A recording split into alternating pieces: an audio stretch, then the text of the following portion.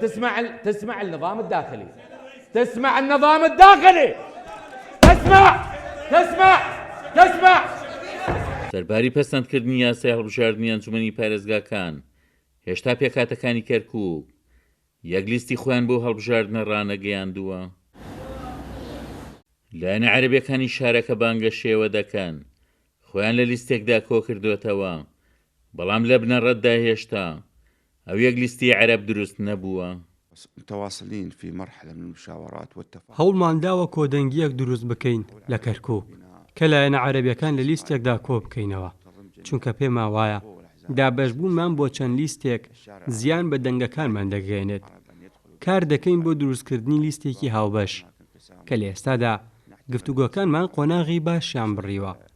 ئەگەر یەک لیست نەبین بوار بە بەرامبەرەکانمان دەدەین، سوود لە پەرچوو بڵاوی شەقامی عەرەبی وەربگرن، بە تایبەت ئەم جارە چونکە هەوڵدراوە سەرژمێری 57 بکرێتە بنەما بۆ ئەم هەڵبژاردنە.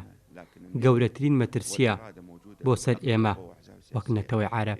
في قائمة انتخابية واحدة على اعتبار أن الشارع العربي هو من يعمل على تأسيس قائمة عربية واحدة.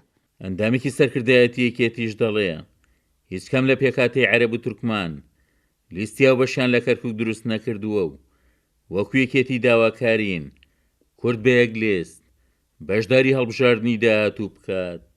تورکمانەکانیش بە هەمان شێوە نەمبیستووە یەک لیست بن و ئەگەر یەک لیستیش بن ڕەنگ بێ شیعە و سوننییان یەک لیست نەبێ، ئەوە واقعە و عەرەبەکانیش بڕوام وانە بتوانن یەک لیست بن.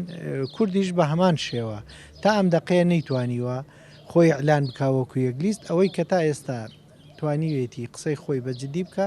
ئێمە لە یەکێتی نیشتیمانی کورسان و تومانە ئێمە ئامادەین بۆ یەک لیستی لەگەڵ هەموو کووردە. ئێمە وەک یەکێتی نیشتیمانی کوردستان لەبەر ئەوە ئێمە هەر لە کەرکووک بووینە، لە کەرکووک ماوینێتەوە وەزعی کەرکووک ئەزانین پێمان وایە یەک لیستی لە ساڵحی خەڵکی کەرکووکایە و دانیشتوانی کەرکووکایە، بۆیە ئەمجارە مەجاالێکی جددی هەیە بۆی کورد یەک لیست بێ، بەڵام ئیتر ئەو حیزبولایەنانەی کە خۆیان دوورە خەنەوەیان نانە ناو ئەو لیستەوە ئەوان خۆیان مەسئولن بەرامبەر بە ئەو نایەک لیستیە. پەرلەمانی عێراق یاسای هەڵبژاردننی ئەنجومەنی پارێزگاکانی پەسەند کردووە بۆ کەرکووک چەندین بربەست لە بەردەم هەڵبژاردنەکە دانراون. ئەگەر کورد یەک لیست نەبێ ناتوانێ بەباشی دەنگی زۆرینەی پارێزگاکە بەدەست بێنێتەوە.